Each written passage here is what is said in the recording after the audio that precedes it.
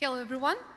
Today I want to talk about improving intrusion detection systems, because by the time I finish with this talk, countless cyber attacks will have hit institutions around the world, and some of those will have hit yours.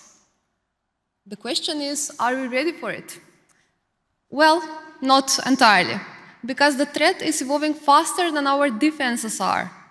As we already know, AI agents today can support multiple phases of a cyber attack.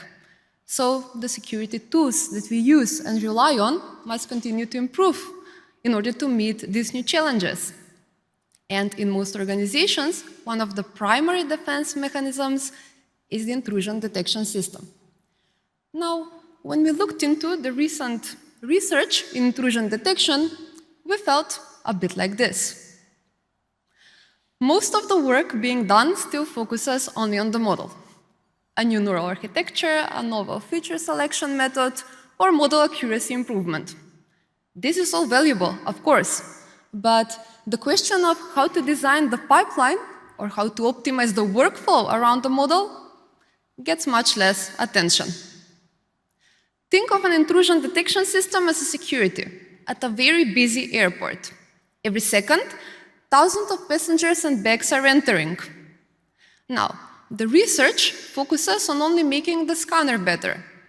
A smarter scanner can detect suspicious items more accurately. But the scanner is only one part of the airport.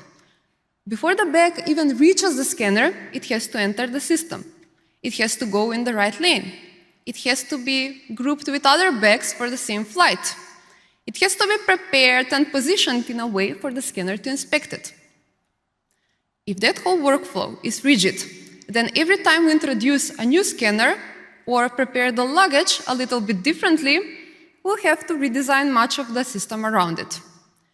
What I propose is, instead of treating intrusion detection as one fixed system centered around a single model, we design it as a modular pipeline instead.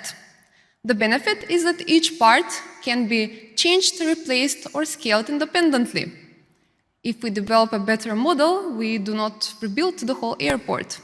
We only replace the scanner. If traffic increases, we open more lanes. And if the data changes, we adjust only the data preparation step.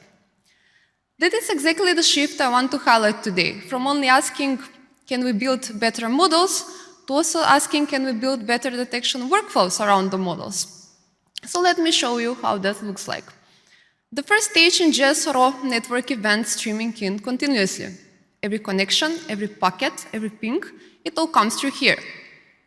Then we assign a grouping key to each event. For example, all events coming from the same IP address can be grouped together. And this gives context to everything that follows. All those grouped events are then collected into time-aware windows. Instead of analyzing isolated events, we can look at what happened over a period of time. Next comes the preprocessing stage, where each preprocessing branch applies a different kind of transformation to the same incoming data. One part might normalize it, another might extract statistical features, and a third one might encode it differently. They all run simultaneously and independently. Then, each preprocessing branch fits into a detection model. Different models with different approaches, so we can experiment with combinations freely. Finally, all those predictions flow into the arbiter.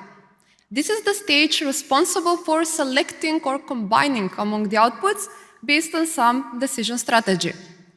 The result goes out in two ways: an alert if something suspicious is detected, and metrics for continuous monitoring. So the goal is not to replace better detection models. Models are still important, but they need a better workflow to operate in, one that can support experimentation, can scale when traffic increases, and can adapt when the data changes. Because if the attacks today are becoming faster, more automated, and more adaptive, then our defenses need to become easier to evolve too. Thank you.